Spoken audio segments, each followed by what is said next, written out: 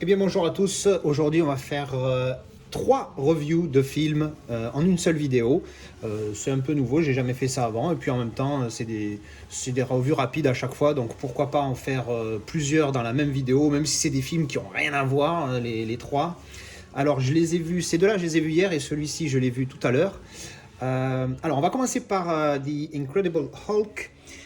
Qu'est-ce que j'ai pensé? Alors, le film, vite fait, le film, voilà, c'est le premier Marvel avec Edward Norton qui aurait dû rester parce que même si j'aime bien l'autre acteur, je me rappelle plus son nom, celui qui joue dans les autres Marvel, qui joue Hulk, il est bien, il n'y a pas de souci, mais je trouve qu'Edward Norton, je sais pas, il a un truc, je sais pas si c'est depuis American History X que j'ai beaucoup aimé cet acteur, mais bon, bref. Donc, très bon film, sympa. Mais là, on va plus s'attarder sur la qualité du 4K parce que c'était la première fois que j'achetais que j'ai regardé un 4K mais qui était upscale, qui était donc amélioré. Donc la traduction de upscale c'est amélioré, mais bon, je pense que ceux qui regardent cette vidéo comprennent le terme upscale. Donc qui était qui a été DI, donc Digital Intermediate, donc le master intermédiaire qui était en 2K.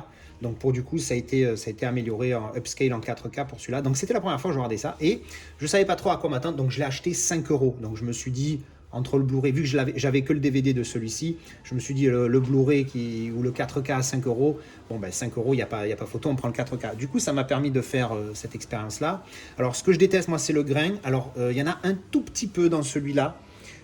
Donc, c'est pas énorme, c'est pas dégueulasse. Alors, il n'y a pas d'HDR10+, ni de Dolby Vision, c'est HDR10 simple, mais c'est pas mal, mais c'est très propre. Par contre, on a vraiment la sensation que c'est un upscale, justement.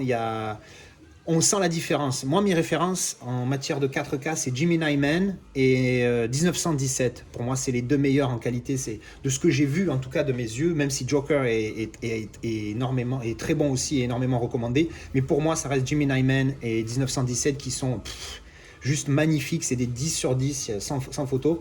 Donc, pour comparer à ça, où ceux-là, c'est des vrais 4K DI. Donc, DI, ça sera pour Digital Intermediate. C'était vraiment pas mal. Donc l'image, elle était claire, il y avait aucun souci là-dessus. Donc j'ai été bon, ça va, pour le prix, c'est bien. Alors après, c'est sûr que j'investirai pas autant d'argent dans un vrai 4K DI que ce que je mettrais dans un upscale. Ça, c'est clair et net. Celui-là, je l'ai eu à 5 euros. À 5 euros, on va pas chipoter, c'est un super prix pour un 4K, même si c'est un upscale. Donc voilà, agréablement surpris. Donc ça, c'est pas trop mal. Ça va peut-être plus me motiver à acheter certains, parce que j'étais parti pour acheter que des 4K qui étaient master en 4K. Je me suis dit, je vais pas acheter des films qui sont pas master en 4K, sinon c'est parce que c'est pas des vrais 4K dans le fond. Je sais que ce terme vrai 4K, il est pas spécialement aimé, mais c'est la vérité. Si le film est filmé en 4K, mais qu'après il est downscale 2K pour le master, intermédiaire, c'est complètement con, donc il n'est pas vraiment 4K. Mais bon, l'upscale, pour le coup, là, alors j'ai pas vu le Blu-ray, parce que je l'avais qu'en DVD, je crois que je l'ai déjà dit, donc j'ai pas vu le Blu-ray, donc je peux pas trop voir par rapport au Blu-ray, mais en tout cas, si je vais... il y a une chaîne sur YouTube qui s'appelle HD Numérique, une chaîne française, que vous pouvez aller voir, qui fait beaucoup de comparatifs de films, et entre autres, je crois qu'ils ont fait celui-là. Et sinon, il y a une chaîne, alors je sais pas si elle est française, mais qui s'appelle juste Blu-ray.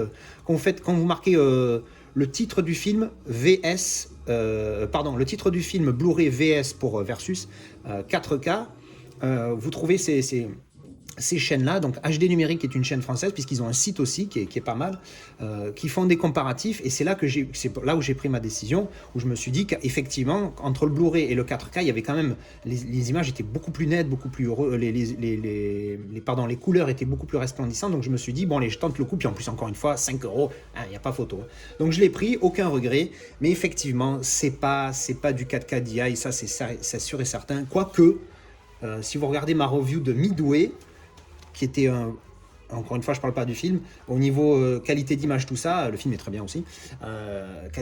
Il était digital intermédiate 4K, il était DI 4K, mais par contre, là, il y avait une tonne de grains, tout ça. J'avais trouvé ça dégueulasse. Mais bon, bref, c'est un autre débat. Donc, du coup, celui-là, je ne sais plus si je l'ai dit, mais il est HDR10. Il n'y a pas de 10+ ni de Dolby Vision.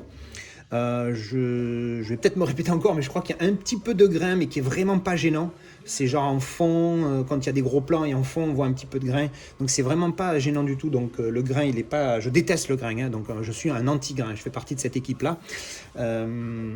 Donc voilà, donc comparé à ma référence encore une fois qui est Gemini Man et 1917, qui eux sont des 10 sur 10, celui-là je lui donne un bon 8. parce que pour de l'upscale, franchement, c'est pas mal. Ensuite, on va parler de The Spirit. Alors, qu'est-ce que j'ai pensé de The Spirit? On va parler du film. Alors, c'est très similaire, en plus c'est réalisé par le mec qui a fait Sin City et 300, et du coup je vais plutôt parler de Sin City, parce que bon, 300, je fais pas de revue dessus, j'ai adoré le film, génial, tout ça. Puis j'ai pas de 4K 300 et j'ai pas fait de vidéo dessus. Bref, Sin City par contre je l'avais vu, et alors je me rappelle plus exactement, mais le seul souvenir, parce que j'ai un avantage pour un mec qui aime les films, c'est que j'ai une très mauvaise mémoire la plupart du temps, et donc j'oublie beaucoup les films, surtout si je les aime pas. Si à la fin d'un film j'ai pas aimé, je mets ma note, puis après au bout de quelques jours le film s'est terminé, le seul truc dont je me rappelle c'est que j'ai pas aimé le film. Donc Sin City, j'avais pas aimé, alors qu'il apparemment tout le monde a aimé, il a 8, je sais plus quoi sur IMDb, donc c'est énorme. Moi j'ai mis 3 sur Sin City parce que j'ai vraiment pas aimé, et celui-là en fait je sais plus si je l'ai eu pour genre 2 € ou si on me l'a donné. Donc je me suis dit bon ben je vais lui donner un shot, et enfin celui-là il m'a plu. Alors c'est pas la folie, hein, je crois que j'ai mis 6 ou 7, je crois que c'est un 6 sur 10. Donc c'est pas la folie, je mettrai la note dans la description, pardon. Mais j'ai bien aimé celui-là, puis en plus il y a une pléiade d'acteurs que j'adore, Samuel L. Jackson, gros fan, mon film préféré de lui, peut-être, je sais pas si c'est mon préféré, mais le négociateur, il est exceptionnel, enfin bref. Donc j'adore Samuel L. Jackson, Scarlett, bon ben voilà, je l'épouse quand elle veut. Eva Mendes aussi qui est pas mal. Il y a une espagnole qui, alors ça j'ai trouvé, petite parenthèse pour les Français là, ça il faudrait dire ça aux Américains, pardon. L'actrice qui joue une Française est en fait espagnole. J'ai regardé sa fiche, c'est une espagnole et elle joue une Française. Déjà, l'accent, quand elle parlait français, il est pas spécialement français ton accent. Donc c'est peut-être une hispanique qui vit en France et qui parle français, mais elle joue une française, donc elle est pas française en fait. Je prenais des françaises, putain, pour jouer des françaises. Mais enfin bon, bref. Et puis bon, l'acteur principal, Gabriel Macht, ou Macht, je sais pas comment on prononce, je le connaissais pas, mais pas mal, il est bien joué par tout le monde. Enfin bref, donc j'ai pas aimé Sin City, mais celui-là j'ai aimé. Parlons maintenant de la qualité du film. Alors pour du Blu-ray, c'est vraiment top. Je l'ai trouvé magnifique. Je lui donne un 9 sur 10 pour la qualité d'image. Pourquoi je donne pas 10? Sachant que ma référence, moi, c'est Miss Peregrine's Home for Peculiar Children. Si vous l'avez pas vu, celui-là, il est exceptionnel. J'ai le 4K, j'ai le Blu-ray que j'ai trouvé énorme. Et j'ai le 4K qui est en chemin, je ferai certainement une vidéo dessus parce que c'est un film qui, quand j'ai vu le Blu-ray, pour moi c'était la référence, c'était un 10 sur 10, c'était magnifique. Bref, donc comparé à celui-là, je lui ai mis que 9, enfin c'est bien 9. Hein. Et la raison pour laquelle j'ai enlevé un point, c'est parce que de temps en temps, j'ai vu un peu de grain, et vu que je déteste ça, comme je l'ai déjà dit, bah, du coup c'est ça qui m'a fait mettre 9 et pas 10. Donc un chouïa de grain, pas énorme, mais suffisamment pour lui faire perdre un point, mais bon, 9 sur 10, ça reste pas mal. La qualité du Blu-ray est vraiment top. Alors, et on va finir par Hacksaw Ridge, que vous connaissez en français, je crois, il faudra peut-être à vérifier, mais il me semble que le titre c'est « Tu ne tueras point ». Alors, je ne vais pas revenir sur les traductions ou les changements de titre en VF, j'ai fait une vidéo là-dessus, allez voir, mais bon, « Tu ne tueras point », Hacksaw Ridge. Voilà, bref, donc ce film exceptionnel, j'avais déjà vu, j'avais mis un 8 sur 10, je l'avais trouvé génial, ça reste un 8 sur 10, il n'y a pas de problème. L'histoire vite fait, en fait c'est donc l'acteur principal, c'est celui qui joue Spider-Man dans les Amazing Spider-Man. En fait il joue le rôle alors c'est une histoire vraie, il joue le rôle d'un soldat qui veut s'engager pour la Seconde Guerre mondiale, mais qui refuse de toucher ou de tuer quelqu'un. Donc c'est vrai que c'est un petit peu compliqué pour un soldat, mais apparemment il y a une loi aux États-Unis qui autorise ça, enfin qui autorisait en tout cas à l'époque, je ne sais pas si elle existe toujours. Et donc du coup c'est son histoire en fait. Donc vous imaginez un mec qui rentre à l'armée, qui va faire ses entraînements avant de partir à la guerre, comment il est perçu par les autres alors qu'il ne veut pas toucher d'armes. Bref. Donc voilà, donc ça c'est l'histoire. Une petite mention spéciale. Alors le film est très bien joué par tous les acteurs. Je suis pas spécialement bon pour parler de ça, mais par contre Hugo Weaving, celui qui joue Agent Smith dans The Matrix, il est juste énorme dans ce film. C'est le père en fait de l'acteur principal, du personnage principal, et il est énorme. Je le trouve, sa manière de jouer, je l'ai trouvé très bonne, exceptionnelle. Il est vraiment ressorti pour moi du lot. Dans ce film-là. Alors ensuite, donc ça c'est le film. Donc oui, après, juste pour finir là-dessus, moi je suis pas croyant du tout, hein, je suis un pur athée. Après, chacun fait ce qu'il veut, chacun est libre. Moi je suis pour la liberté d'expression et de choix. alors c'est vrai que moi, du coup, sa motivation au mec, c'est qu'entre autres, il est ultra religieux. Donc moi, je suis pas pour ça, mais par contre, je trouve que c'est complètement con de se priver d'un médecin parce qu'à l'idée, alors si on voit la petite croix là, c'est parce que il veut être médic en fait. On le voit un petit peu, je sais pas si on le voit bien sur la vidéo, mais il a sur le casque aussi. Donc il veut faire partie des soignants. Et on l'interdit parce qu'il veut pas porter d'armes. Mais c'est toujours mieux d'avoir un gars de plus qui va aider à soigner plutôt que... Enfin bon, bref. Je trouve que c'est un petit peu dommage que ça soit pas plus mis en avant. Je trouve ça un peu con d'interdire quelqu'un de venir aider son pays dans une guerre parce qu'il veut pas tuer. Bref, donc ça, une fois que ça c'est dit, parlons du 4K lui-même. Alors un petit peu comme... Enfin un petit peu, beaucoup même, comme dit Incredible Hulk, c'est un Master 2K. Il a été filmé en 2,8K, Master 2K. Donc celui-là, on le verra jamais en 4K. Parce que bon, ils vont pas le refilmer en 4K, ça c'est certain.